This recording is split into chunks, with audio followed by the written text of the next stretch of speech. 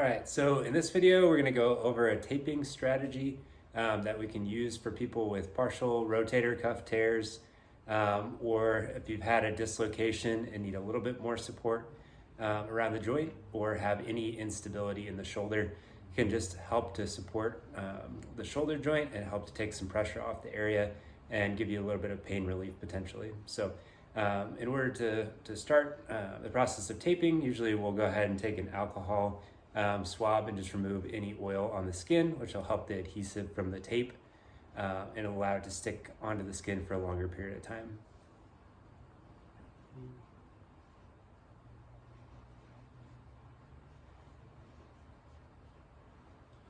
Okay, so we've covered that whole area. We're just going to allow it to air dry for a minute there before we apply the tape. We're going to be using, in this case, like a kinesio tape or a rock tape, which is a little bit stretchier. You could, if you need a little bit more support, use a thicker tape that's called McConnell tape. But for the purpose of this video, we're going to use the kinesio tape. So we're going to have the person that we're taping sitting up nice and tall. We want to make sure that their arm is supported in a nice neutral resting position by their side onto a surface that keeps their shoulder from hiking up towards their ear, but is up high enough to where it feels like the joint's being supported. And then for this particular technique, we'll need 3 separate pieces of tape. Depending on the size of their arm, might be anywhere between like 6 and 8 or 9 inches long on each one.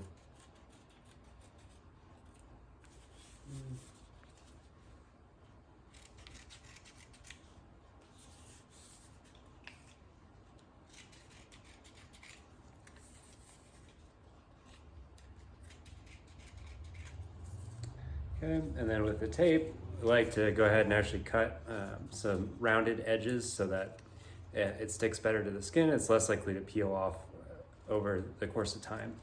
And I'll typically tell people you can wear it for up to 2 to 3 days if you want to. You can always remove it sooner and reapply the tape after giving your skin a little bit of a break.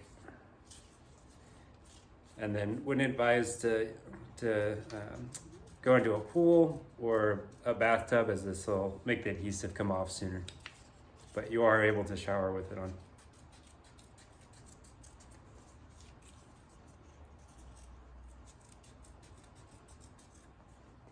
All right, now that we have our 3 strips here with the rounded edges, we're gonna go ahead and apply the first piece to the front side of the shoulder. And with this particular tape, there's some degree of stretch to it. So when we apply it at the base, we won't have any stretch on the tape. But as we come up through the middle part of where we're applying the tape to, we're gonna apply about 50 to 75% of the full or maximal stretch there.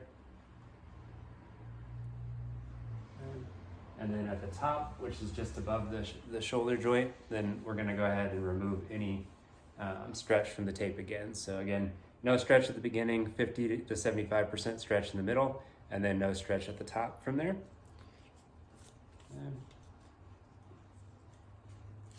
Okay, and then our second piece of tape, we're gonna cover the middle part of the arm here. So again, starting in the same spot as our last piece, no stretch at the beginning, about 50 to 75% stretch in the middle, and then no stretch at the top. And then usually you want to go ahead and actually rub the tape too as well for 10 seconds or so to release the adhesive in the tape, and it just helps it to stick for a longer period of time and more effectively. And then we have one last piece that we're going to go around the back side of the shoulder here. So again, starting in the same spot as the other 2 pieces of tape.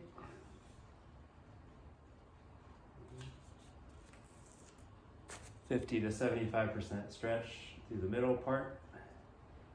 Okay, and then at the top, then we're gonna go ahead and anchor it back down without too much stretch in through there. Rub that area for 5 or 10 seconds, and then your shoulder should be a little bit more supported, and you can go ahead and remove your, have your patient, or go ahead and remove your arm from the support that you're using. And then you should feel like you have a little bit more support and hopefully a little bit less pain in the shoulder.